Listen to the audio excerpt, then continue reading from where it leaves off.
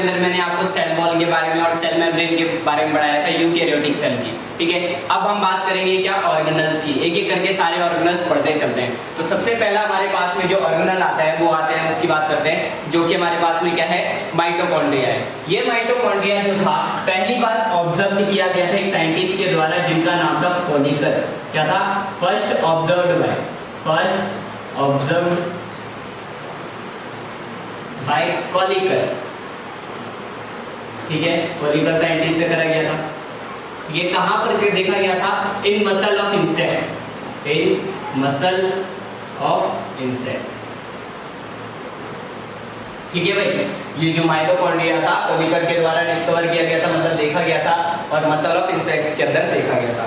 फिर आता है हमारे पास में प्रेजेंस की बात करते हैं कि ये जो माइटोकॉन्ड्रिया होता है कहाँ का प्रेजेंट होता है और कहाँ नहीं होता है। देखो भाई, बात करते हैं सबसे पहले, आपने देखा था प्रोकैरियोटिक सेल के अंदर, मैंने आपको पहले ही बताया था कि प्रोकैरियोटिक सेल के अंदर ज्यादातर ऑर्गेनल्स एब्सेंट होते हैं, मेम्ब्रेनलेस होते हैं। तो हमने देखा था कि वहां पर सिर्फ राइबोसोम प्रेजेंट था, बट अगर बात करें माइटोकॉन्ड्रिया की तो यहाँ पर क्या होता है, एब्सेंट होता है प्रोकैरियोट्स में। ठीक है, यूकैरियोट्स में बात करते हैं, यूकैरियोट्स। ठीक है, यूकैरियोट्स के अंदर क्या होता है भाई, माइटोकॉन्ड्रिया प्रेजेंट होता है। ठीक है, बट क्या आता है भाई, एक एक्सेप्शन आता है।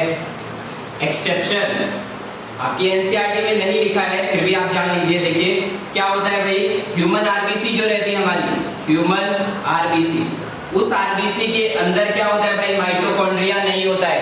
खास बात है आपको जानने के लिए, मोस्ट इंपॉर्टेंट है, एग्जाम के पॉइंट ऑफ व्यू से पूछ सकता है वो आपसे। ठीक है, तो ह्यूमन आरबीसी के अंदर क्या होता है भाई, माइटोकॉन्ड्रिया एब्सेंट होता है। ह्यूमन आरबीसी के अंदर न्यूक्लियस भी एब्सेंट होता है, आपको पता ही होगा ये तो। ठीक है, तो यहाँ पर आरबीसी एब्सेंट होता है, यूकैरियोट्स में बाकी सब में प्रेजेंट होता है। ठीक है, ये बात करी हमने। फिर बात करते हैं, देखो इसके जो नंबर्स होते हैं, ये तो बात करी हमने प्रेजेंस की, अब बात करते हैं नंबर्स की कि आखिर ये कहाँ पर कितने ज्यादा होने चाहिए। इनका जो नंबर होता है वो इस बात पे डिपेंड करेगा कि कोई भी सेल कितना काम कर रही है। हम बोले कि डायरेक्टली फिजियोलॉजिकल रिएक्शंस के ऊपर, फिजियोलॉजिकल रिएक्शंस के ऊपर क्या करेंगी भाई, माइटोकॉन्ड्रिया के नंबर डिपेंड करेंगे, डिपेंडेंट ऑन नंबर्स। ठीक है, कि नंबर ऑफ माइटोकॉन्ड्रिया, जितने ज्यादा फिजियोलॉजिकल रिएक्शंस हो रहे हैं बॉडी के अंदर, सेल्स की रिएक्शन चल रही है, उतने ज्यादा माइटोकॉन्ड्रिया हमारे पास में क्या होंगे, यूज होंगे। क्यों होंगे? क्योंकि वो क्या करते हैं भाई, एनर्जी बनाते हैं। अब काम करने के लिए हमें एनर्जी चाहिए, तो वो एनर्जी कौन बनाएगा, ये माइटोकॉन्ड्रिया बनाते चलेगा। ठीक है, तो इस वजह से प्रेजेंट जो रहेगा इसका कि कितने रहेंगे, वो इस बात पे डिपेंड करेगा कि कितने अमाउंट की एनर्जी चाहिए हमें। ठीक है, मेटाबॉलिक रिएक्शंस के ऊपर। नॉर्मल यूकैरियोटिक सेल के अंदर अगर बात करें तो हमारे पास में क्या होता है, 1000 से 1000 से लेकर 1600 तक क्या होते हैं, ये माइटोकॉन्ड्रिया के नंबर्स होते हैं। कहां पर होते हैं, in eukaryotic cell, in eukaryotic cell. अगर एक सेल देखें तो उस सेल के अंदर हमें क्या होते हैं, लगभग 1000 से लेकर 1600 तक माइटोकॉन्ड्रिया देखने को मिलते हैं। ठीक है, ऑर्डर की बात करें, एनिमल सेल के अंदर एज कंपेयर टू क्या होता है, प्लांट सेल से ज्यादा रहता है एनिमल सेल के अंदर। ठीक है भाई, और बात करते हैं, देखो फिर आता है हमारे पास में यहाँ पर साइज के बारे में। साइज आपके एनसीईआरटी के अंदर लिखा गया है कि हमारे पास में जो इसकी लेंथ होती है वो कितनी होती है भाई, 1 माइक्रोमीटर से कितनी हो सकती है, 4.1 माइक्रोमीटर तक हो सकती है। ये तो बात है किसकी, लेंथ की। ठीक है, और क्या होता है हमारे पास में, देखो यहाँ पर डायमीटर होता है इसका, कितना रहता है डायमीटर, देखो 0.2 माइक्रोमीटर से 1 माइक्रोमीटर तक, 0.2 माइक्रोमीटर से 1 माइक्रोमीटर तक। ठीक है, ये क्या है इसका डायमीटर, आपकी एनसीईआरटी में साफ साफ लिखा है, आप देखना वहां पर जाकर। ठीक है भाई, देखो फिर इसकी शेप की बात कर लेते हैं। शेप ये जो रहता है हमारे पास में सॉसेज शेप्ड का होता है, इसका जब मैं डायग्राम बनाऊंगा तो आपको क्लियर हो जाएगा कि शेप्ड का रहता है, सॉसेज शेप्ड का रहता है। ठीक है, साथ ही इसे क्या बोल देते हैं हम, सिलेंड्रिकल शेप्ड भी बोल देते हैं और स्फेरिकल भी बोल देते हैं, सिलेंड्रिकल और स्फेरिकल।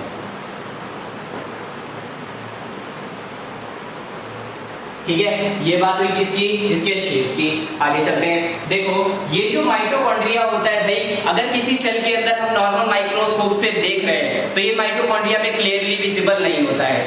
जिसके लिए हमें क्या करना पड़ता है कि स्पेशल टाइप की स्टेनिंग करनी पड़ती है। आपने स्टेनिंग के बारे में सुना होगा कि किसी भी हमें सेल को देखना होता है, इस पे स्टेनिंग करते हैं, कुछ लिक्विड्स होते हैं वो डालते हैं, जैसे क्रिस्टल वायलेट हो गया, ठीक है, वो सब। तो क्या करते हैं, इसकी एक स्टेनिंग करी जाती है, तो स्टेन करा जाता है स्पेशली से स्टेन, ठीक है। तो एक लिक्विड के द्वारा स्टेन किया जाता है, किसके द्वारा करते हैं, Janus green B, Janus green B, ठीक है। इसको स्पेशली हम क्या करते हैं, इस वो स्टेन करते हैं, तब ये क्या होता है, हमें क्लियरली विजिबल होता है। अगर उसे नॉर्मल देख रहे हैं तो माइटोकॉन्ड्रिया हमें नहीं दिखेगा। ये बात भी एनसीईआरटी के अंदर लिखी है, आप देख सकते हैं वहां पर, ठीक है। अब बात करते हैं हमारे पास में स्ट्रक्चर ऑफ माइटोकॉन्ड्रिया, कि हमारे पास में माइटोकॉन्ड्रिया कैसा दिखता है, इसकी बात कर लेते हैं। तो डायग्राम बनाऊंगा मैं यहाँ पर, और वो डायग्राम आपको क्लियरली याद होना चाहिए भाई। अगर डायग्राम आपको याद है तो सारा का सारा माइटोकॉन्ड्रिया क्लियर है, ये सब बातें भी आपको वहां पर अच्छे से समझ आ जाएगी, ठीक है। तो मेन फोकस हमें कहाँ रखना है भाई, डायग्राम पे रखना है। एग्जाम के अंदर आता है तो हम डायग्राम बनाते ही हैं, ठीक है। तो देखो क्या आता है हमारे पास में, देखो ये जो माइटोकॉन्ड्रिया होता है भाई कैसा, double membranous, double membranous organelle है, ठीक है। तो दो मेम्ब्रेन्स होती है, यहाँ पर देखो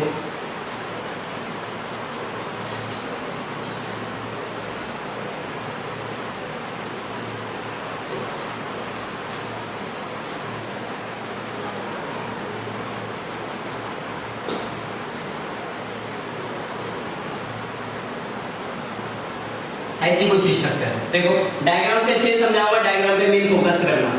ये देखो दो मेम्ब्रेन से मिलके बना हुआ होता है, बाहर वाली जो मेम्ब्रेन होती है उसे बोल दिया हमने आउटर मेम्ब्रेन, आउटर मेम्ब्रेन, ठीक है। इस आउटर मेम्ब्रेन के अंदर देखो परमिएबिलिटी जो रहती है वो क्या होती है भाई, बहुत ज्यादा होती है हमारे पास में। देखो आउटर मेम्ब्रेन की जो परमिएबिलिटी होती है, यहाँ पर एक स्पेशल टाइप का जो प्रोटीन होता है, देखो पोरिन प्रोटीन, पोरिन प्रोटीन, ठीक है। पोरिन प्रोटीन क्या होता है, एक ऐसा प्रोटीन जो कि मेम्ब्रेन के अंदर क्या करे, पोर्स क्रिएट कर दे, छेद बना दे वहां पर, तो वो होते हैं पोरिन प्रोटीन। इनकी जो अमाउंट होती है वो होती है क्या, ज्यादा, कहां पर, आउटर मेम्ब्रेन में, जिसके कारण क्या होता है, यहाँ पर परमिएबिलिटी जो रहती है बढ़ जाती है, परमिएबिलिटी मोर, परमिएबिलिटी क्या करेगी, इंक्रीज कर जाती है, आउटर मेम्ब्रेन के अंदर होता है हमारे पास में, ठीक है। साथ ही क्या होता है, देखो भाई इसके अंदर आउटर मेम्ब्रेन के अंदर ही रेस्पिरेटरी एंजाइम्स होते हैं, रेस्पिरेटरी एंजाइम्स की बात करें, रेस्पिरेटरी एंजाइम्स, ठीक है, वो भी क्या होते हैं भाई, यहाँ पर ज्यादा होते हैं। तो ये बात है किसकी, आउटर मेम्ब्रेन की। फिर आता है हमारे पास में इनर मेम्ब्रेन, इनर मेम्ब्रेन, ठीक है। इस इनर मेम्ब्रेन की अगर बात करें तो यहाँ पर जो पोरिन प्रोटीन होती है हमारे पास में क्या होती है, अब्सेंट होती है, पोरिन प्रोटीन जो रहती है अब्सेंट होती है, ठीक है। साथ में देखो यहाँ पर परमिएबिलिटी जो रहती है वो क्या होती है, कम होती है, परमिएबिलिटी लेस, ठीक है। साथ में फिर आता है यहाँ पर रेस्पिरेटरी एंजाइम जो रहते हैं प्रेजेंट होते हैं पर कम रहते हैं, रेस्पिरेटरी एंजाइम्स,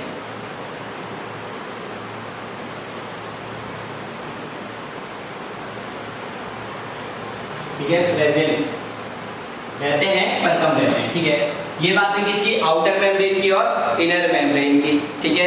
इन दोनों मेम्ब्रेन के बीच में हमारे पास भी ये जो स्पेस होता है, इस स्पेस को हम बोल देते हैं पीएमएस, क्या बोल देते हैं, PMS, peri mitochondrial space, peri mitochondrial space,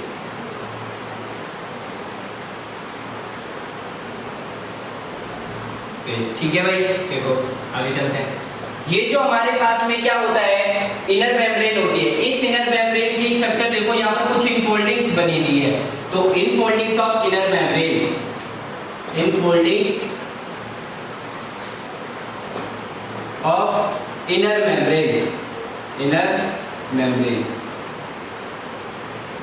उसको एक स्पेशल नाम देते हैं, इज नॉन एज क्रिस्टी, क्या बोलते हैं भाई, क्रिस्टी बोलते हैं, तो उसे CRISTAE, क्रिस्टी, ठीक है, एक स्पेशल नाम देते हैं क्रिस्टी इनफोल्डिंग्स के ऊपर। ये जो इनर मेम्ब्रेन होती है, इस इनर मेम्ब्रेन के अंदर यहाँ पर जो रहता है एक लिक्विड भरा हुआ होता है, ठीक है, मतलब ये ऐसा कुछ यहाँ पे पूरा लिक्विड रहता है, मैं पूरे में नहीं बना रहा हूँ, ठीक है। उस लिक्विड को हम बोल देते हैं क्या, मैट्रिक्स वाला पार्ट। क्या बोल दिया, मैट्रिक्स वाला पार्ट। इस इनर मेम्ब्रेन के अंदर यहाँ पर कुछ देखो स्ट्रक्चर्स होती है, जैसे कि ये क्या है, ऐसे कुछ स्ट्रक्चर्स देखने को मिलती है, साथ ही साथ ऐसे भी देखने को मिलता है, ठीक है। आप लोग जानते हैं इस स्ट्रक्चर को, मैंने पहले भी बताया क्या होते हैं, ये आरएनए होते हैं, आरएनए पार्टिकल्स, ठीक है, राइबोन्यूक्लिक एसिड। ये जो स्ट्रक्चर होती है इसको बोल देते हैं राइबोसोम, राइबोसोम, ठीक है। ये जो राइबोसोम होता है कैसा होता है भाई, 70S टाइप का होता है यहाँ पर, ठीक है।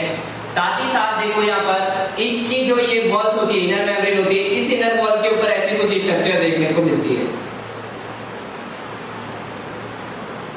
हर जगह रहती है, पूरे के पूरे इसमें रहेगी, ठीक है। आप बना लेंगे, पूरा का पूरा मैं नहीं बना रहा हूँ, ठीक है। इसी स्ट्रक्चर को हम नाम दे देते हैं क्या चीज, ऑक्सीसोम्स, ऑक्सीसोम्स। इसका एक दूसरा नाम भी होता है F0 F1 पार्टिकल भी बोलते हैं इसको, F0 F1 पार्टिकल। अभी पता चलेगा इसे F0 F1 पार्टिकल क्यों बोलते हैं, ऑक्सीसोम क्या है वो सब, ठीक है।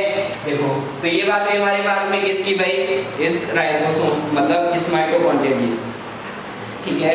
तो ये हमने देखा किसका, डायग्राम का। इसके अंदर हमारे पास में एक सर्कुलर स्टैंडर्ड ये डीएनए भी होता है, देखो यहाँ पर ऐसा कुछ,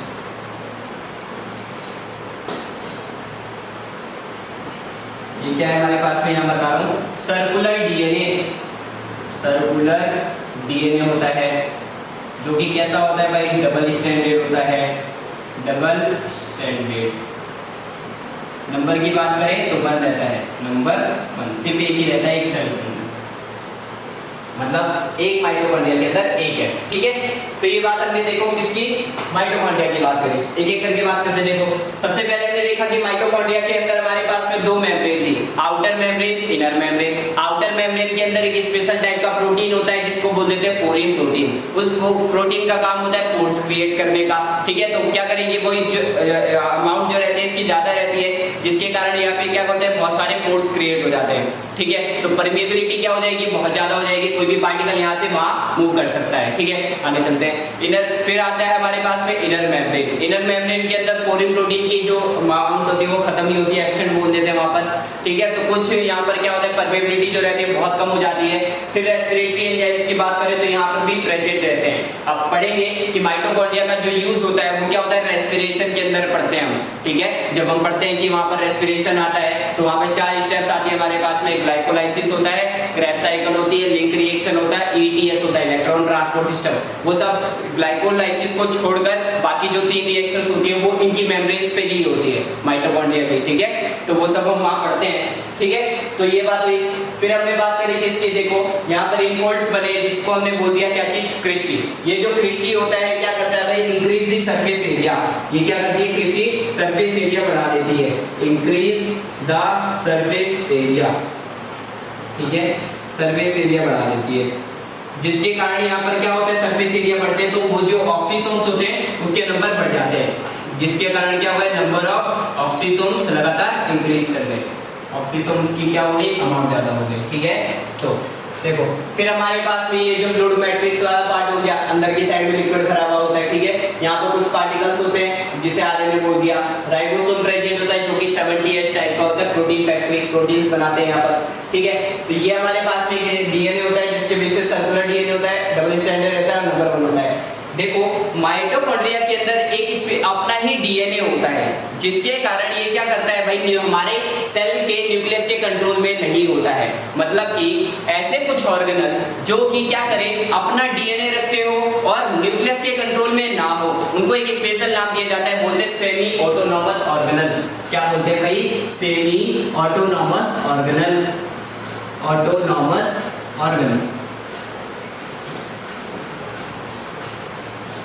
ठीक है। तो जो हमारे पास में क्या होते हैं, देखो माइटोकॉन्ड्रिया होता है और जो क्लोरोप्लास्ट होता है, माइटोकॉन्ड्रिया एंड क्लोरोप्लास्ट, ठीक है, both are semi autonomous organelles, ठीक है। क्यों होता है, क्योंकि इन दोनों के अंदर क्या होता है, अपना डीएनए होता है, तो अपने सेल को मतलब अपने जो काम होता है वो खुद ही कंट्रोल करते हैं, हमारे न्यूक्लियस का इसका कोई इफेक्ट नहीं पड़ता है। तो ये बात हुई किसकी भाई, ये माइटोकॉन्ड्रिया की। ठीक है, तो देखो ये तो डायग्राम हो गया। अब बात करते हैं देखो फंक्शंस की और इनके काम की, क्या क्या करते रहते हैं। देखो उससे पहले मैं ऑक्सीसोम के बारे में थोड़ा बता देता हूँ। देखो आपको ऑक्सीसोम जगह है, मिटा देता हूँ थोड़ा। डायग्राम आपने बना लिया होगा, समझ लिया होगा, एनसीईआरटी में है ही बाकी। ठीक है, कुछ लगे तो वहां पर ऐड कर लेना आप लोग।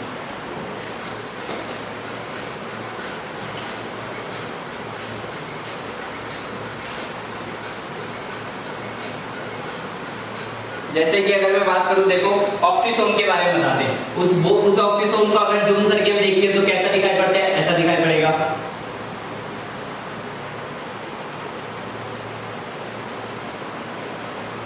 ऊपर वाला जो पार्टिकल होता है इसको बोल देते हैं हेड, इसी को बोलते हैं F1 पार्टिकल।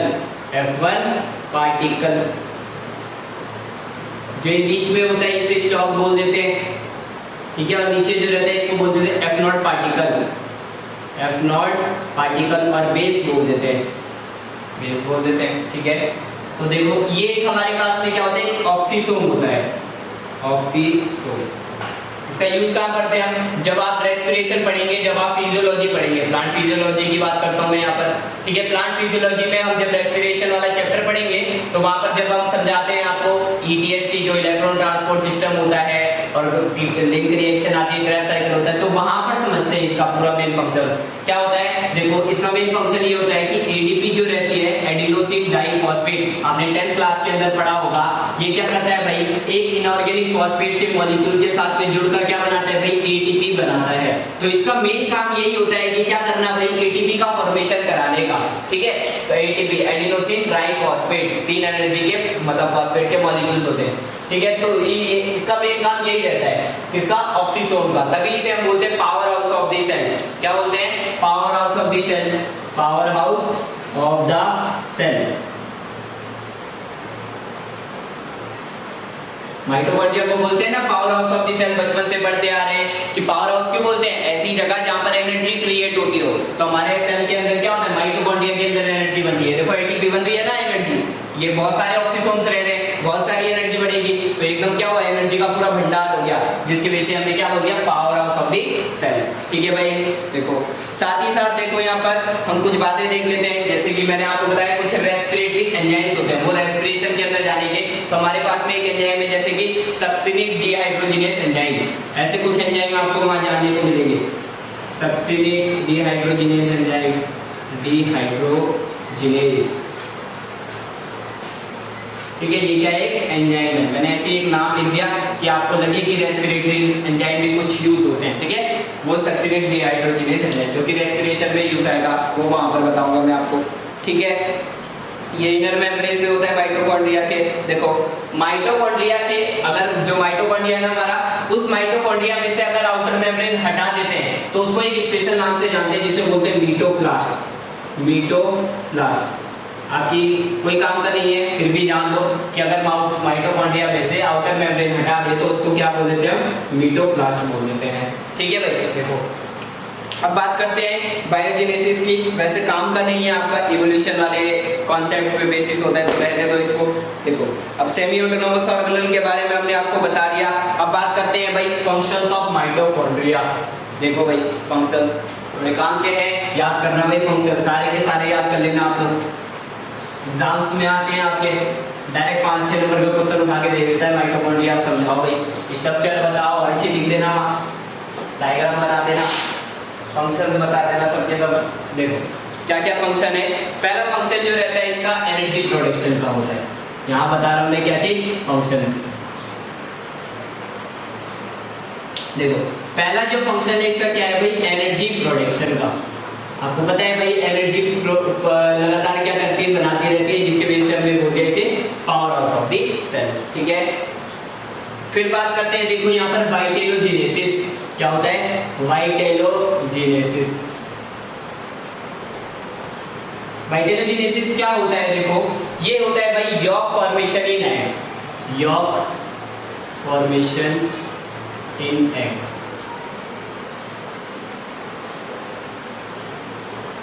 आपको पता है कि जो एग होता है ना, एग के अंदर जो पीला वाला पार्ट होता है उसको बोलते हैं हम यॉर्क, ठीक है। तो उस चीज का फॉर्मेशन कौन करता है भाई, ये माइटोकॉन्ड्रिया करता है। तो उस प्रोसेस को हम क्या बोल देते हैं, वाइटेलोजेनेसिस, ठीक है भाई। आगे बात करते हैं, देखो थर्ड प्रोसेस आती है हमारे पास में थर्मियोजेनेसिस। थर्ड प्रोसेस आती है थर्मियोजेनेसिस इन इन्फेंट, थर्मियोजेनेसिस इन इन्फेंट। आपको मैंने इन्फेंट के बारे में बताया होगा कभी। इन्फेंट क्या होते हैं भाई, जो शिशु होते हैं, संतानें होती है, बच्चे होते हैं, वो सब। थर्मियोजेनेसिस क्या करता है, देखो भाई जो बच्चे होते हैं उनकी बॉडी के अंदर मोर अमाउंट की हीट होती है। देखा होगा कि बच्चों का जो खून होता है बहुत गर्म होता है, बोलते हैं ना कहीं भी लड़ने चले जाते हैं, ठीक है। तो वो क्या हो गया भाई, थर्मियोजेनेसिस हुई। देखिए एक एग्जांपल से बताता हूँ, हमारे पास में एक छोटा सा बच्चा है और हमने एक बुढ़े को रखा, दोनों को ले आकर ठंड बारिश में, मतलब बारिश हो रही है, बहुत तूफान चल रहा है, मान लिया कि दोनों को रख दो, तो बच्चा जो है थोड़ी देर बाद ठिठुरेगा, उससे पहले वो जो कांप के मर जाएगा, बुढ़ा जो रहेगा, ठीक है। तो वहां पर क्या हुआ, उसकी जो बच्चे की बॉडी थी वहां पर क्या हो रही थी, माइटोकॉन्ड्रिया लगातार उसे एनर्जी प्रोवाइड कर रही थी, जिसके कारण उसकी बॉडी में हीट था बहुत सारा, ठीक है। तो उस प्रोसेस को बोला थर्मियोजेनेसिस इन इन्फेंट, ठीक है। बट अगर बात करें एडल्ट के अंदर तो उसकी अमाउंट जो रहती है कम होती है, ठीक से हीट नहीं बनती, ठीक है। देखो फिर फोर्थ फंक्शन आता है इसका हमारे पास में, क्या होता है, मैटरनल इनहेरिटेंस। मैटरनल इनहेरिटेंस,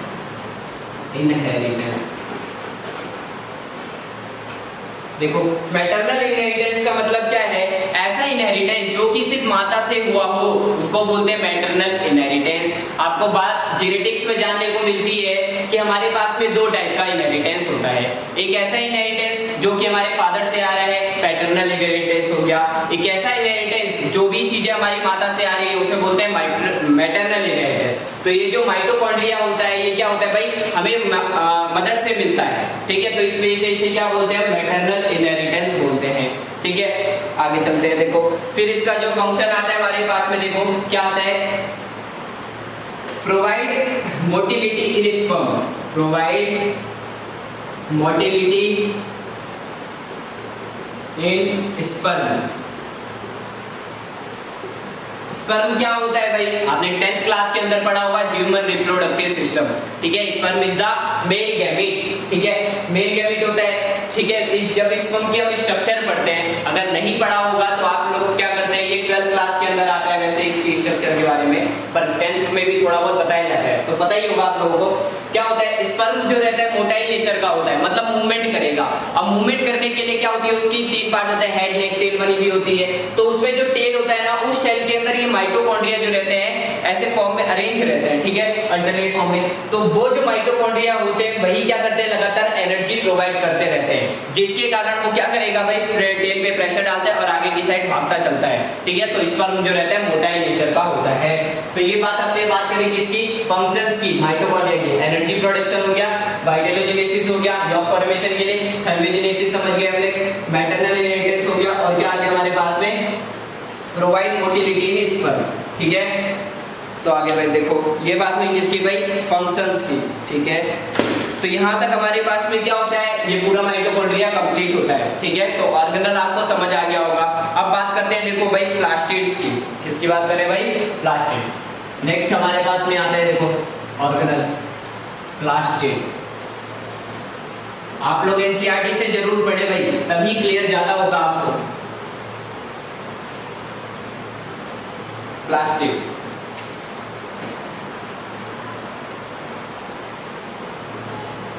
देखो प्लास्टिड, ये जो प्लास्टिड होता है भाई, ये भी एक टाइप का क्या है भाई, सेमी ऑटोनोमस ऑर्गेनल होता है। क्या होता है भाई, सेमी ऑटोनोमस ऑर्गेनल,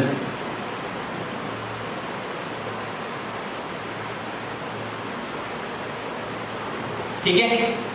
देखो ये जो हमारे पास में प्लास्टिड होता है, प्रेजेंट होता है सिर्फ किसके अंदर भाई, हमारे पास में प्लांट्स में होता है, यूकेरियोट्स। देखो आपकी एनसीईआरटी जब आप क्या करेंगे, एनसीईआरटी खोलेंगे, उस एनसीईआरटी के अंदर प्लास्टिड वाला टॉपिक खोलना, उसकी फर्स्ट लाइन पढ़ के देखना, वहां पर लिखा होगा plastid is present in plants and euglenoids.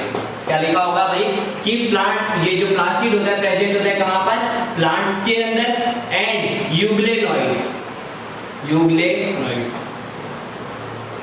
चलो भाई हमें प्लांट तो समझ आ गया, बट यूग्लेनॉइड क्यों नहीं समझ, यूग्लेनॉइड क्या है, आखिर उन्होंने वहां पर यूग्लेनॉइड क्यों लिख दिया, आखिर यूग्लेनॉइड क्या होता है भाई।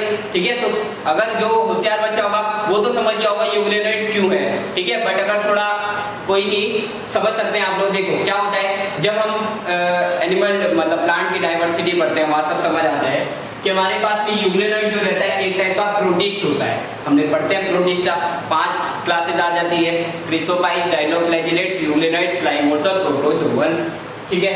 ये यूग्लेनोइड जो रहता है एक ऐसा ऑर्गेनिज्म होता है जिसको हम बोलते हैं connecting link, connecting link of plant and animal, plant and animals कि प्लांट और एनिमल्स की जो रहती है कनेक्टिंग लिंक मानी जाती है। क्यों बोलते हैं? क्योंकि इसके अंदर दोनों टाइप के न्यूट्रिशन होते हैं, ऑटोट्रॉफिक भी करता है और हेटेरोट्रॉफिक भी करेगा।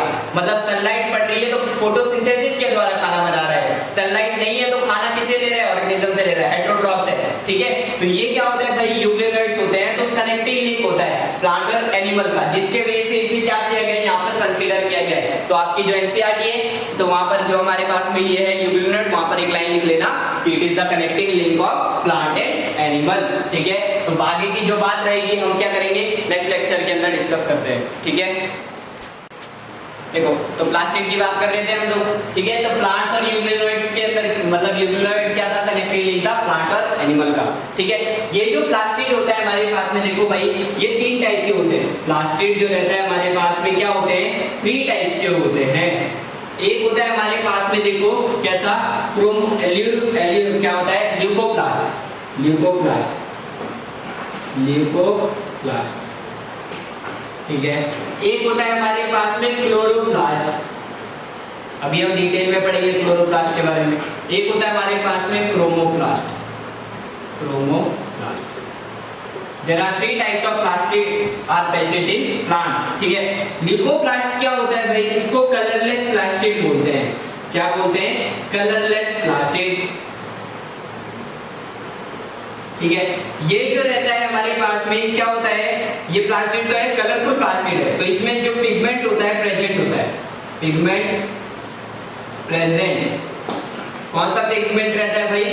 क्लोरोफिल रहता है, क्लोरोफिल, जिसके कारण क्या करता है? ये ग्रीन कलर का दिखाई पड़ता है। क्रोमोप्लास्ट जो रहता है इसमें भी पिगमेंट प्रेजेंट होता है, पिगमेंट प्रेजेंट। कौन कौन से पिगमेंट होते हैं हमारे पास में? जैसे कि कैरोटीन होता है और जेंथोफिल्स होते हैं, वो सब आ जाता है। कैरोटीन है हमारे पास में और जेंथोफिल्स, कैरोटीन, जेंथोफिल्स,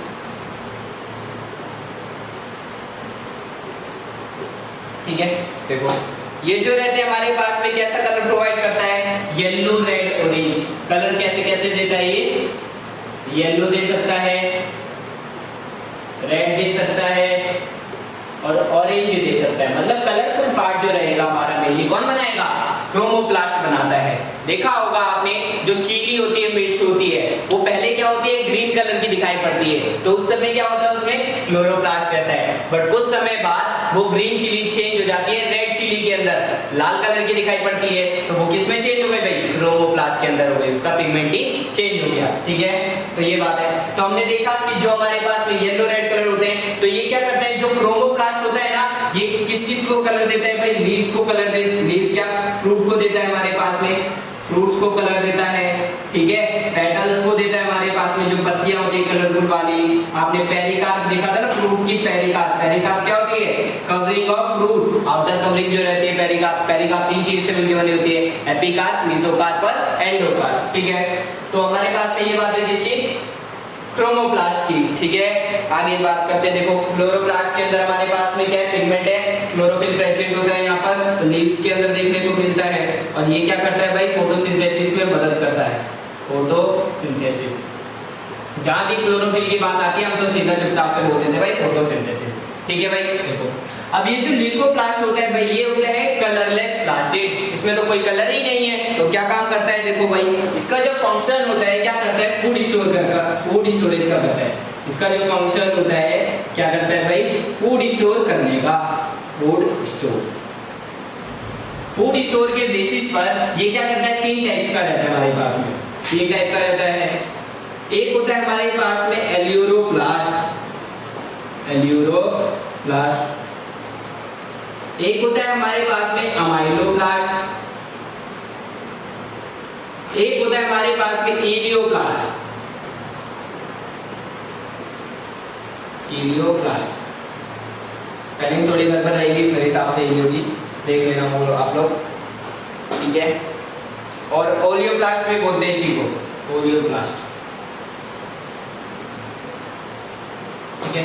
तीन टाइप के हो गए, एलियोब्लास्ट, अमाइलोब्लास्ट और इलियोब्लास्ट, ठीक है। तो अमाइलोब्लास्ट जो रहता है हमारे पास में, अमाइलोब्लास्ट वो कार्बोहाइड्रेट स्टोर करता है, एलियोब्लास्ट जो रहेगा ये प्रोटीन स्टोर करता है। एलियोब्लास्ट क्या करता है, प्रोटीन को स्टोर करता है, प्रोटीन। ये अमाइलोब्लास्ट किसको स्टोर करता है भाई, कार्बोहाइड्रेट्स को, कार्बोहाइड्रेट्स। ये जो इलियोब्लास्ट होता है स्टोर करता है किसको, फैट्स को एंड ऑयल्स को, ठीक है, फैटी सब्सटेंस को। तो हमने देखा कि हमारे पास में क्या थे भाई, ये थे प्लास्टिड थे, तीन टाइप के थे, leucoplast, chloroplast, chromoplast. Leucoplast colourless plastid, chloroplast जिसमें ग्रीन कलर का पिगमेंट वाला था, क्रोमोप्लास्ट जो अलग कलर में रहते, रेड, ऑरेंज, येलो, ये सब, ठीक है। ल्यूकोप्लास्ट देखा कि हमारे पास में इसका कलरलेस है, कोई कलर नहीं दे रहा है, तो फंक्शन क्या हो गया, फूड स्टोरेज का। उसके बेसिस पर कि किस क्या स्टोर करता है, तो उसके बेसिस पर हमने तीन पार्ट में बांट दिया, एलियोब्लास्ट, अमाइलोब्लास्ट और इलियोब्लास्ट। एलियोब्लास्ट के अंदर प्रोटीन स्टोर करता है, अमाइलोब्लास्ट में कार्बोहाइड्रेट स्टोर करता है, और हमारे पास में इलियोब्लास्ट हो गया वो फैट और ऑयल स्टोर करता है। जो ये था क्लोरोप्लास्ट लीफ को कलर देता है, और क्रोमोप्लास्ट जो रहता है हमारे पास में क्या होता है, जो फ्रूट्स होते हैं, फल होते हैं, उन सबको कलर देता है, ठीक है। तो ये बात हुई हमने किसकी, प्लास्टिड की। अब बात करते हैं एक ऑर्गेनल जिसकी बात करते हैं हम, क्या, क्लोरोप्लास्ट। ये क्लोरोप्लास्ट है, इसकी पूरी अच्छे से स्टडी करते हैं। देखो भाई क्लोरोप्लास्ट की बात करते हैं।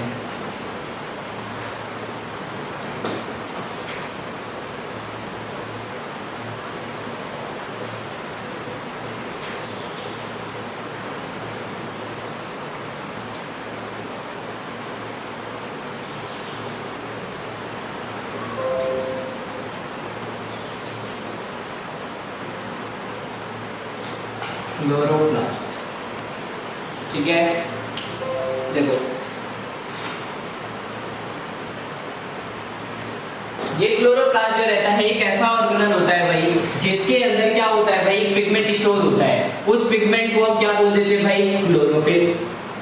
क्लोरोफिल, क्लोरोफिल होने के कारण वो क्या करता है, ग्रीन कलर का होता है, ग्रीन कलर पिगमेंट होता है, ठीक है, जो कि हेल्प करता है किसके अंदर, फोटोसिंथेसिस के अंदर।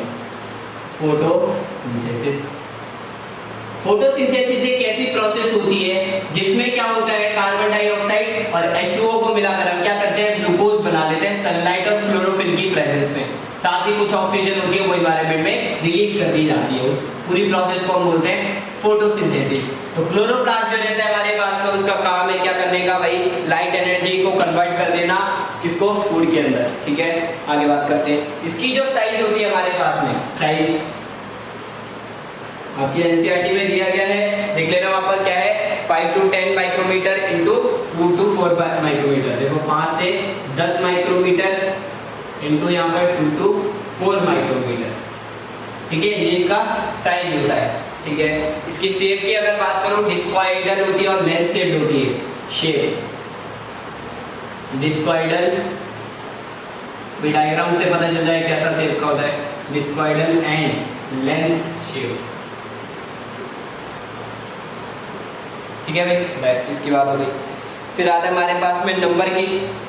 इसके जो नंबर होते हैं वेराई करते हैं कि आखिर किस सेल में है, नंबर वेराई करते रहते हैं लगातार, वेराइज, ठीक है। अगर बात करूं मेरे पास में क्लेमाइडोमोनास होता है, क्लेमाइडोमोनास, क्लेमाइडोमोनास नाम याद आ रहा है, प्लांट डाइवर्सिटी पढ़ी होगी तो अच्छे से आ जाएगा। इसे एक स्पेशल नाम से जानते हैं, क्या बोलते हैं, यूनिसेलुलर एल्गी। क्या बोलते हैं क्लेमाइडोमोनास को, यूनिसेलुलर एल्गी।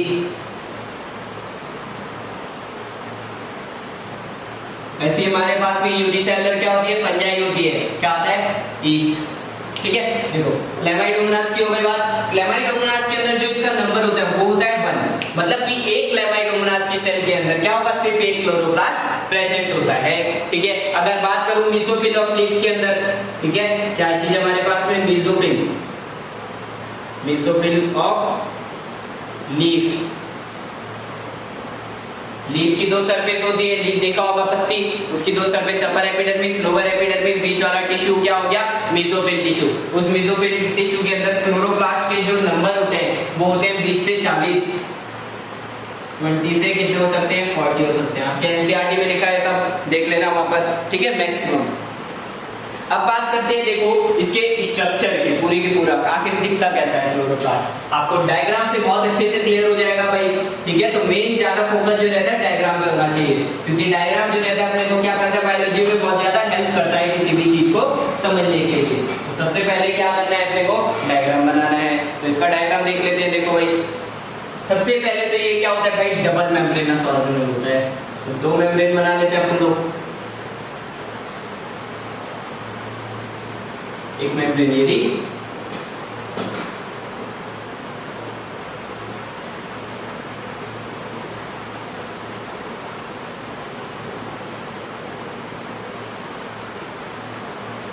दूसरी मेम्ब्रेन, ठीक है।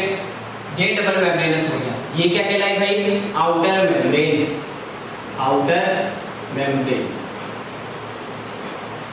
ठीक है। ये जो थी हमारे पास में क्या आ गई, इनर मेम्ब्रेन हो गई, इनर मेम्ब्रेन,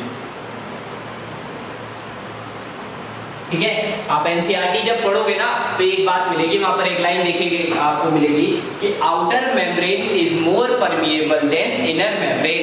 एनसीईआरटी ध्यान से रीडिंग लगाना, वहां पर लिखा हुआ बिल्कुल मिलेगा, अगर देखना वहां पर लिखा हुआ होगा जरूर, outer membrane is more permeable than inner membrane, कि आउटर मेम्ब्रेन ज्यादा परमिएबल होती है as compare to inner membrane. क्यों होती है, क्योंकि यहाँ पर क्या होता है, पोरिन प्रोटीन की अमाउंट जो रहती है ज्यादा होती है। सेम कॉन्सेप्ट जो कि अभी हमने किसमें पढ़ा था, माइटोकॉन्ड्रिया में पढ़ा था। पोरिन प्रोटीन क्या है, ज्यादा है, और यहाँ पर पोरिन प्रोटीन की अमाउंट क्या है, कम है, ठीक है भाई। तो ये बात है हमारे पास में किसकी, इसकी। फिर आता है हमारे पास में देखो इन दोनों के बीच का जो स्पेस होता है उसको बोलते हैं पीपीएस, ठीक है। पीपीएस का मतलब क्या होता है, पेरिप्लास्टिडियल स्पेस, पेरिप्लास्टिडियल स्पेस,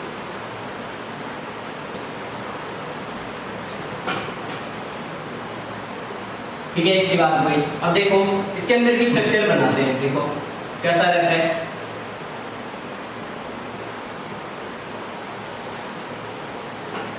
आपकी एनसीईआरटी में डायग्राम है अच्छे से,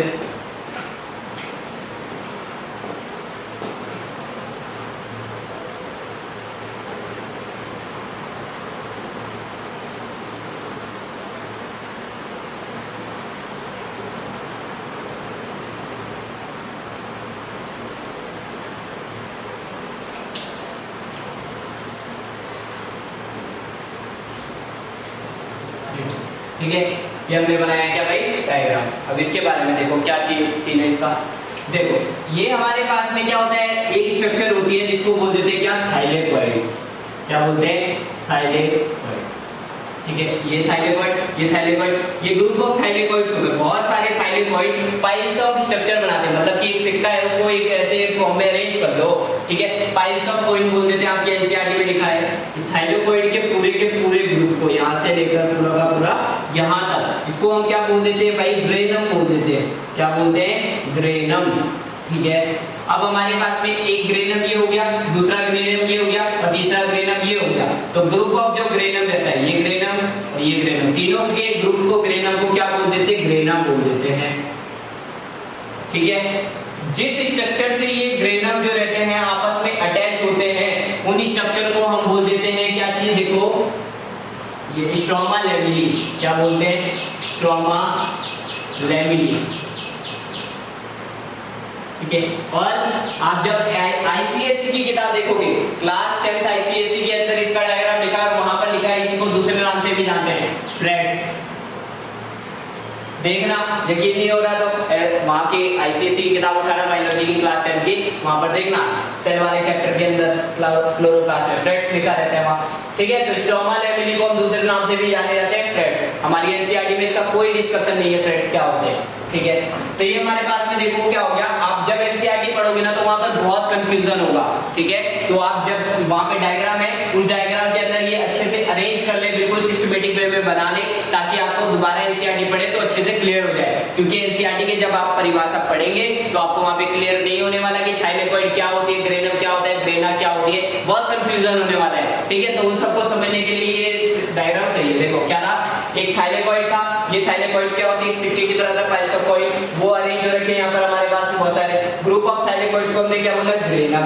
बहुत सारे ग्रेनम जो थे अटैच हो रखे थे किसके द्वारा, स्ट्रोमा लैमेलिया थ्रेड्स के द्वारा, और हमने ग्रुप ऑफ जो ग्रेनम थे उनको क्या बोल दिया, ग्रेना बोल दिया। ठीक है, देखो अब बात करते हैं हमारे पास में, देखो यहाँ पर ऐसा कुछ मैट्रिक्स वाला पार्ट होता है, जो इसमें बाहर वाला पार्ट हो गया पूरा का पूरा क्लोरोप्लास्ट के अंदर, उस क्लोरोप्लास्ट के बाहर वाले पार्ट को बोलते हैं क्या चीज, स्ट्रोमा। क्या बोल देते हैं भाई, स्ट्रोमा। स्ट्रोमा क्या होता है, एंजाइमेटिक पार्ट होता है, एंजाइमेटिक पार्ट। यहाँ पर मतलब क्या होता है भाई, बहुत सारे एंजाइम्स प्रेजेंट होते हैं। ठीक है, देखो आप पढ़ेंगे कि जब हमारे पास में क्या होता है, फोटोसिंथेसिस की प्रोसेस होती है, उसमें दो रिएक्शन आती है, एक होता है लाइट रिएक्शन और एक होता है डार्क रिएक्शन। लाइट रिएक्शन क्या होती है, सनलाइट की प्रेजेंस में होती है, बट लाइट जब नहीं रहती है तो एंजाइमेटिक रिएक्शंस होती है, बहुत सारे एंजाइम्स काम करते रहते हैं। ठीक है, तो वो जो एंजाइम्स होते हैं हमारे पास में कैसे कहां पड़े होते हैं, इसी स्ट्रोमा के अंदर होते हैं, एंजाइमेटिक पार्ट होता है। ठीक है, तो ये हमने बात करी किसकी, इसकी बात कर ली कि इसकी स्ट्रक्चर क्या होती है। ठीक है, देखो इसके पास भी अपना एक क्या होता है भाई, डीएनए होता है, जिसको हम बोल देते हैं डीएनए, हमारे पास में आरएनए होता है। ठीक है, देख लो ऐसे बना लेता हूं मैं, यहाँ पर इस पे एक अपना डीएनए है, यहाँ पर आरएनए है, यहाँ पर इसमें राइबोसोम भी होते हैं हमारे पास में। ठीक है, तो मैं नाम नहीं लिख रहा हूँ, आप समझ जाना वहां पर, पहले क्योंकि बताया मैंने। देखो ठीक है, तो वो सब एनसीईआरटी के अंदर देख लें, मेन जो था हमने वो चीज बता दिया आपको। ठीक है, आगे चलते हैं। देखो ये थाइलेकोइड हो गया, ग्रेनम हो गया, ग्रेना हो गया, सब कुछ हो गया। ठीक है, अब बात करते हैं, देखो इसके अंदर जो हमारे पास में स्ट्रोमा है ना, इसके अंदर एक मेन एंजाइम होता है जिसको बोल देते हैं rubisco. Rubisco, rubisco is the main enzyme which is present in stroma. ठीक है, इस रूबिस्को की फुल फॉर्म होती है, वो याद कर लो, एक नंबर की कभी पूछ सकते हैं, क्या होती है, राइबोलेज बिसफॉस्फेट कार्बोक्सिलेज ऑक्सीडेज। क्या होती है, देखो राइबोलेज, राइबोलेज बिसफॉस्फेट, बिसफॉस्फेट। ठीक है, राइबोलेज बिसफॉस्फेट कार्बोक्सिलेज ऑक्सीडेज, ऑक्सीडेज।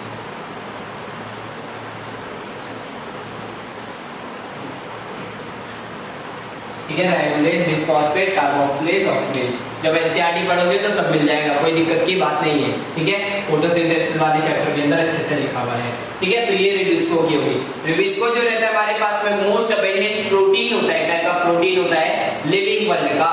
ठीक है, ये सब आप वहां लिखा हुआ है बायोमोलिक्यूल्स में, देखना वहां पर लिखा है, कोई दिक्कत नहीं है। ठीक है, तो ये बात हुई किसकी, इसके स्ट्रक्चर की। आगे चलते हैं, देखो भाई फिर बात करते हैं हम। देखो ये जो हमारे पास में थाइलेकोइड है ना, ये थाइलेकोइड जो रहता है हमारे पास में, देखो कुछ ऐसा दिखाई पड़ता है, इसको जूम करके अगर देखें तो ऐसा कुछ होता है ये। ठीक है, थाइलेकोइड दो मेम्ब्रेन होती है, एक होती है आउटर मेम्ब्रेन वाली और एक होता है इनर मेम्ब्रेन। इसमें पीएस फर्स्ट होता है और पीएस सेकंड होता है, फोटोसिस्टम फर्स्ट और फोटोसिस्टम सेकंड। वो सब हमारा फोटोसिंथेसिस वाला चैप्टर का पार्ट है। अगर यहाँ पर बात कर लेंगे तो कोई मजा नहीं आएगा, वहां पर दोबारा से हम क्लोरोप्लास्ट पढ़ेंगे और फिर वहां पे अच्छे से समझाया जाएगा थाइलेकोइड में पीएस फर्स्ट क्या होता है, पीएस सेकंड क्या होता है। ठीक है, वो सब वहां पढ़ेंगे, फोटोसिस्टम आता है। यहाँ पर हमारे पास में देखो, यहाँ पर एंजाइम्स प्रेजेंट होते हैं, जो थाइलेकोइड की मेम्ब्रेन्स होती है ना, वहां पर एंजाइम प्रेजेंट होते हैं। एंजाइम नहीं, पिगमेंट, गलत बोल दिया मैंने, एंजाइम सॉरी। देखो यहाँ पर जो ये हमारे पास में ये वाला पार्ट है, यहाँ क्या प्रेजेंट होते हैं, पिगमेंट्स प्रेजेंट होते हैं। एंजाइम्स तो वहाँ प्रेजेंट है भाई स्ट्रोमा के अंदर। ठीक है, तो पिगमेंट्स क्या है यहाँ पर प्रेजेंट है। ठीक है, ये जो सेंटर वाला पार्ट होता है इसको बोल देते हैं ल्यूमेन। ठीक है, तो ये बात हुई हमारे पास में किसकी है, स्ट्रक्चर थाइलेकोइड की है। थाइलेकोइड यहाँ पर एंजाइम्स है, क्लोरोफिल, जेंथोफिल, कैरोटीनॉइड्स, वो सब। देखो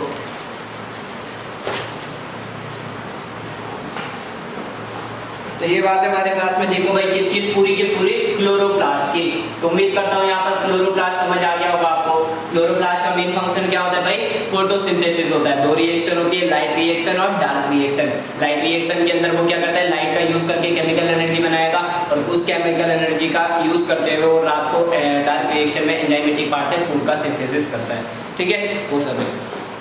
तो वो वहाँ पढ़ लेते हैं हम लोग। अब बात करते हैं नेक्स्ट ऑर्गेनल की, जो कि आता है हमारे पास में, देखो एंडोप्लाज्मिक रेटिकुलम। नेक्स्ट ऑर्गेनल है हमारे पास में क्या है, एंडोप्लाज्मिक रेटिकुलम।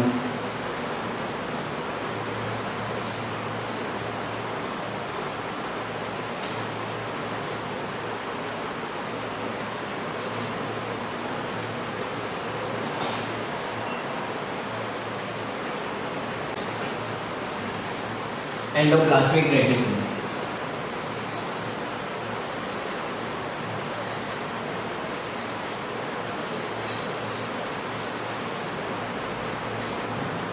ठीक है। देखो एंडोप्लाज्मिक रेटिकुलम, देखो सबसे पहले जो ये टर्म थी एंडोप्लाज्मिक रेटिकुलम दी गई थी किसके द्वारा, टर्म गिवन बाय किसके द्वारा दिया गया था भाई, पॉर्टर एक साइंटिस्ट था, उसके द्वारा दिया गया था। ये जो एंडोप्लाज्मिक रेटिकुलम होता है क्या होता है, पार्ट ऑफ एंडोमेम्ब्रेन सिस्टम। क्या है भाई, पार्ट है किस चीज का, एंडोमेम्ब्रेन सिस्टम का, एंडोमेम्ब्रेन सिस्टम।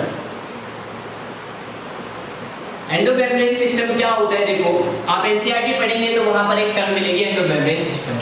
क्या होता है, हमारी सेल के अंदर कुछ ऐसे ऑर्गेनल्स होते हैं जिनके फंक्शंस आपस में इंटरकनेक्टेड होते हैं, उन ऑर्गेनल्स को हम क्या बोल देते हैं भाई, एंडोमेम्ब्रेन सिस्टम। जैसे कि हमारे पास में वो ऑर्गेनल कौन कौन से, एंडोप्लाज्मिक रेटिकुलम हो गया, गोल्जी बॉडी हो गई हमारे पास में, लाइसोसोम हो गया, ठीक है, और वैक्यूल्स हो गए, lysosome and vacuoles are the organelles which are a part of endomembrane system. Mitochondria और क्लोरोप्लास्ट में नहीं आते हैं, ठीक है भाई। इनके जो काम होते हैं सारे के सारे क्या होते हैं, रिलेट करते हैं एक दूसरे से। कैसे रिलेट करते हैं अभी समझ आ जाएगा जब मैं आपको गोल्जी बॉडी पढ़ाऊंगा ना। गोल्जी बॉडी के अंदर मैकेनिज्म आती है मॉडिफिकेशन, तो वहां पे आपको अच्छे से समझा दूंगा मैं कि कैसे इसे एंडोमेम्ब्रेन सिस्टम बोलते हैं और क्यों बोलते हैं, ठीक है। देखो अब बात करते हैं हमारे पास में, देखो क्या होता है, एक एंडोप्लाज्मिक रेटिकुलम जो है, ये एंडोप्लाज्मिक रेटिकुलम जो रहती है मसल, ये किस मसल नाम से जानी जाती है, एंडोप्लाज्मिक रेटिकुलम ऑफ मसल्स, ठीक है। इसको हम क्या बोल देते हैं, देखो सार्कोप्लाज्मिक रेटिकुलम, सार्कोप्लाज्मिक रेटिकुलम। ये चीज कहाँ लिखी है, यहाँ पर पढ़ोगे तो यहाँ नहीं मिलेगी आपको, कहाँ मिलेगी, फिजियोलॉजी पढ़ना, मस्कुलर मसल्स वाला जो चैप्टर है हमारे पास में, ठीक है, लोकोमोशन और मूवमेंट है शायद मेरे हिसाब से, उसमें ही आता है, देख लेना अगर नहीं आता होगा तो। पर वहाँ पर मसल वाले चैप्टर के अंदर लिखा हुआ है, वहाँ पे लिखा रहता है सार्कोप्लाज्मिक रेटिकुलम, ठीक है। तो ये हमारे पास में इसकी स्ट्रक्चर है। अब देखो क्या होता है, कैसे रहती है ये, इसकी स्ट्रक्चर की बात करते हैं। देखो हमारे पास में क्या होता है, देखो एक सेल होती है, ये रही सेल। इस सेल के अंदर देखो हमारे पास में क्या होता है, न्यूक्लियस होता है सेंटर के अंदर, उस न्यूक्लियस की दो मेम्ब्रेन होती है, ये ऐसे कुछ होता है हमारे पास में।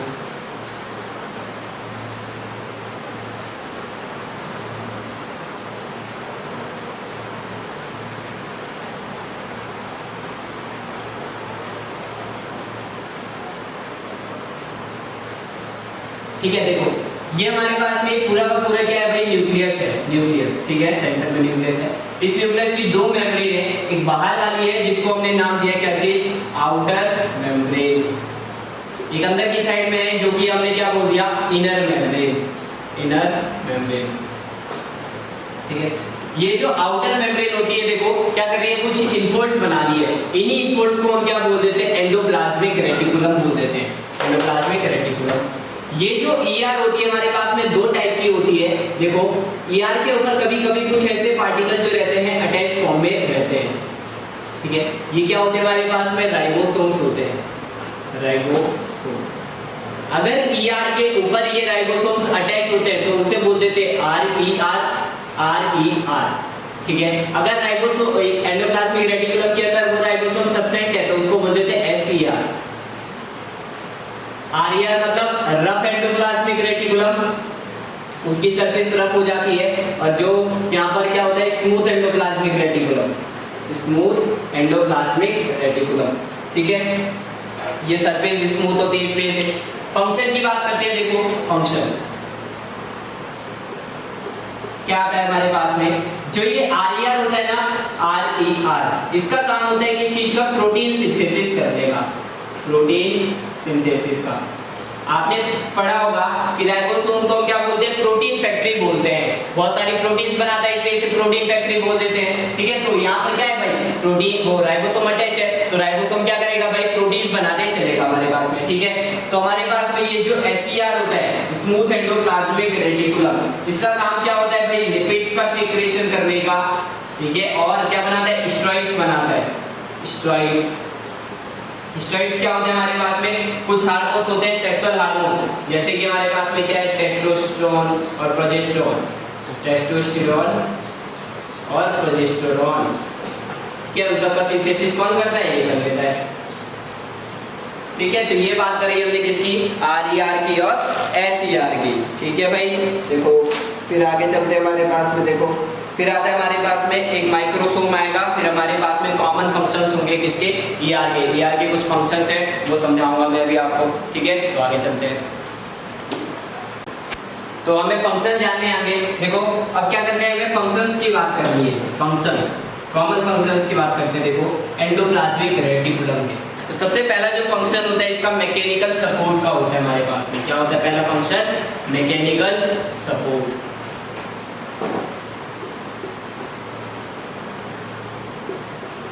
ठीक है, ये क्या काम करता है, देखो भाई ये जो हमारे पास में सेल होती है ना, ये सेल है, इस सेल की जो स्ट्रक्चर होगी ये ऐसे अटैच रहती है। ठीक है, उसको क्या करती है, इसके मतलब कि जो प्रेशर होगा बाहर से उसे अंदर की साइड में दबाने से उसे बचाएगी। मैकेनिकल सपोर्ट प्रोवाइड करती है, ऑर्गेनल्स को अपनी जगह पर रहने देती है। ठीक है, एक बात मैंने आपको नहीं बताई, देखो एनसीईआरटी के अंदर लिखी गई है, ये जो एंडोप्लाज्मिक रेटिकुलम होता है, सेल की जो स्ट्रक्चर होती है इसको दो पार्ट में डिवाइड कर लेता है। एंडोप्लाज्मिक के जो अंदर वाला पार्ट होता है उसको बोल देते हैं लुमिनर पार्ट। क्या बोल देते हैं, लुमिनर। ठीक है, और जो ये बाहर वाला पार्ट है, पोर्शन है, ये जो एंडोप्लाज्मिक रेटिकुलम के बाहर वाला पूरा पोर्शन है, ये सब वाला, इसको बोल देते हैं extra luminal part. Extra luminal part NCERT में लिखा है, ये देख लेना वहां पर आपको, एक्स्ट्रा लुमिनर पार्ट। ठीक है, मैकेनिकल सपोर्ट देता है। ठीक है, ये मैकेनिकल सपोर्ट देता है तो इसको एक स्ट्रक्चर से भी बोल देते हैं साइटोस्केलेटन। साइटोस्केलेटन। ठीक है, सेल का। फिर आगे बात करते हैं, देखो फिर ये आता है क्या चीज, डेस्मोट्यूब्यूल। डेस्मोट्यूब्यूल, डेस्मोट्यूब्यूल। अगर किसी ने मेरा लेक्चर ध्यान से देखा होगा, पिछला जो लेक्चर था हमारे पास में, तब आपको समझ आएगा कि ये डेस्मोट्यूब्यूल क्या होता है। मैंने आपको बताया था कि हमारे पास में एक चीज स्ट्रक्चर होती है जिसको बोलते हैं प्लाज्मोडेस्मेटा। प्लाज्मोडेस्मेटा क्या होती है, the cytoplasmic connection between any two cells. दो सेल्स को कनेक्ट करने के लिए हमारे पास में साइटोप्लाज्म एक कनेक्शन के द्वारा कनेक्ट होता है जिसको बोलते हैं प्लाज्मोडेस्मेटा। उस प्लाज्मोडेस्मेटा की जब मैंने स्ट्रक्चर बनाई थी तो वहां पर भी बताया था कि क्या करता है, ये एंडोप्लाज्मिक रेटिकुलम एक स्ट्रक्चर बनाता है। ठीक है, चैनल टाइप का बनाता है जिसको बोलते हैं डेस्मोट्यूब्यूल। वो डेस्मोट्यूब्यूल क्या करेगा भाई, एक्सचेंज करने के लिए मटेरियल्स को मदद करता है। ठीक है, तो वो बात हमने वहां पर बताई थी, और मैंने वहां पर भी बोला था कि जब मैं एंडोप्लाज्मिक रेटिकुलम बताऊंगा तो वहां पर फंक्शन बताऊंगा। ठीक है, तो याद आ रहा होगा आपको। ठीक है, चलो अच्छी बात है। एंडोप्लाज्मिक रेटिकुलम देखो फिर क्या आता है इसके बाद में, keeps various cell organelles with its position. ये आपको बता ही दिया कि इसके साथ में क्या कर रहा है, मैकेनिकल सपोर्ट प्रोवाइड कर रहा है, तो सारे ऑर्गेनल्स अपने फिक्स पोजीशन पे रहते हैं। ठीक है, साथ ही साथ देखो इसका एक और फंक्शन होता है, ये जो रहता है क्यूब ट्रांसपोर्ट में मदद करता है। किस चीज में मदद करेगा, क्यूब ट्रांसपोर्ट में। मतलब कोई भी पार्टिकल जो रहेगा उसको तेजी से प्रोवाइड करवाया जाता है। जैसे प्रोटीन बनेगी तो जल्दी से भेज दिया, ठीक है, लिपिड्स बनी उसको भी जल्दी से भेज दिया, वो सब। ठीक है, फिर हमने बात करी थी किसकी, देखो ये तो इसकी कॉमन फंक्शन की बात हुई एंडोप्लाज्मिक रेटिकुलम की। एसईआर की बात करी, प्रोटीन सिंथेसिस है हमारे पास में। ठीक है, और देखो जो हमारे पास में ये जो एसईआर होता है, कहाँ गया एसईआर, स्मूथ एंडोप्लाज्मिक रेटिकुलम, जो लिपिड्स और स्टेरॉइड्स सीक्रेट कर रहा है, इसका एक और फंक्शन होता है क्या चीज, डिटॉक्सिफिकेशन का। क्या होता है, डिटॉक्सिफिकेशन।